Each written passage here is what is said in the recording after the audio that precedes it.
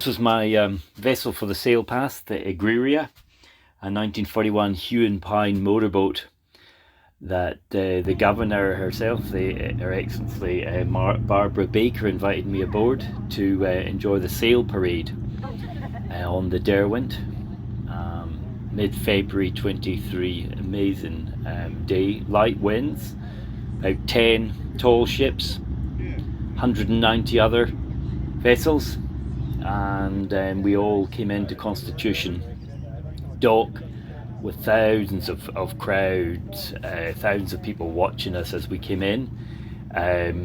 Some of the big ships, you know, docking can be very challenging, and our motorboat, obviously we were fine with our auxiliary engine, and coming into the docks, and then going dockside.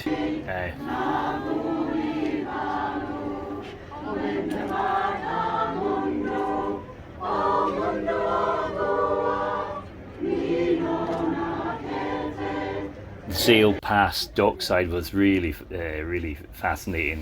The yachts coming right along the quay here with, look at the background, a huge cruise ship, Carnival Line cruise ship, gaff cutters seen here, cray boats coming in. Here's an old cray boat, so working boats and recreational yachts, dinghies, trawlers. Quite remarkable. Probably one of the oldest ships to come to Australia was this one, the Dufkin, that arrived here in 1606 to explore Australia, the Dutch ship, only 60 foot long, tiny inside, absolutely tiny. This is a replica built in Western Australia. Another big event is the Raid, the small boat voyage that arrives at the festival. I've taken part in previous raids. This year they had about 30 small craft that came up from the south of the island up the east coast and arrived in Hobart for the beginning of the festival. So much to see, you know, dinghies, shipbuilding work going on. Here is behind Constitution Dock another display, some, you know, very famous names here like Herreshoff, Alan Payne designs and Virtues.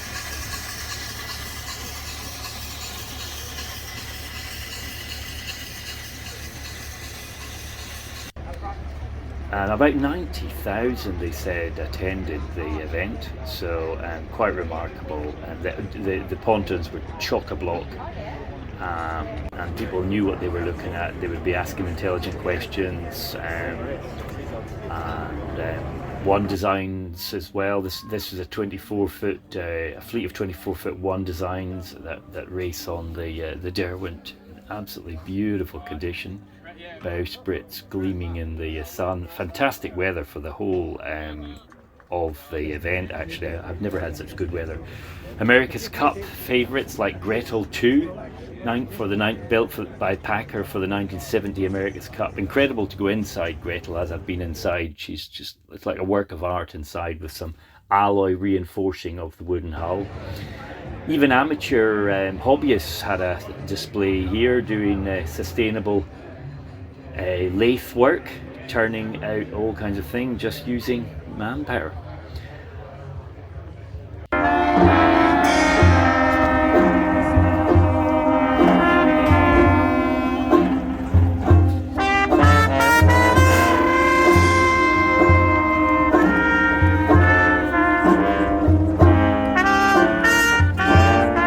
Walking along further towards the west side of the docks. This is the commercial docks with cray boats. There's a big fishing fleet still in Hobart, and it's good to be reminded of this. And you only need to go off the quay a bit to remember the Antarctic history. This is Mawson's hut, replicated from the Antarctic. Australia's got a very distinguished history, and of course has got land rights in Antarctica and bases. Also on the cultural side, whiskey. there's dozens of distilleries. This is the Lark outlet, but there's Overeen. I know Jack Overeen personally, incredible. And up the back streets, the whaling history and the beautiful sandstone buildings. This was a very well-off merchant who made his money through whaling, and this house, the merchant's house, is open to the public, and a fascinating, tranquil escape from the boat show, which is going on just less than a kilometre beside it. Commercially, Incat, one of the world famous alloy catamaran builders. I was really pleased to be invited there by the CEO Tim Burnell and had a chat and look at their latest 76-foot diesel powered wave piercing catamaran, and talk strategy for their new electric powered version that's going to be coming out in 2025. It's just parts of it can be seen down here in the video. This is going to be one of the largest full electric ships in the world when it comes out, and it's from this relatively small yard in Hobart. So real credit to the company. Back dockside now. It's time for a bit of R&R, and what better to do than go on one of Incat's new, well, they're not new, but it's one of their cats, the Mona 1, that takes me to the art gallery at a nice sedate 24 knots with outrageous foredeck, which I enjoyed standing on.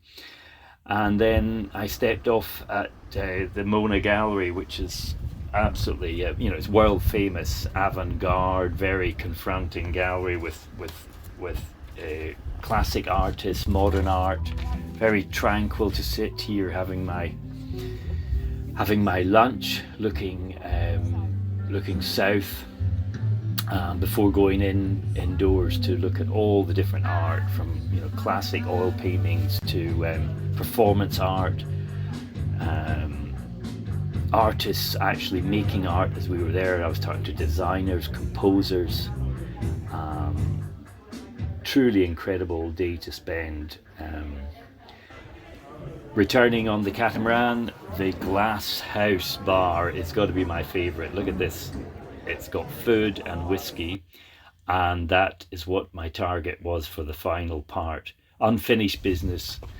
I tried to do Mount Wellington before when I was competing in the Three Peaks races, but I finally got my way and climbed to the top of Mount Wellington to finish off a beautiful week in Tasmania, an incredible place, and Hobart.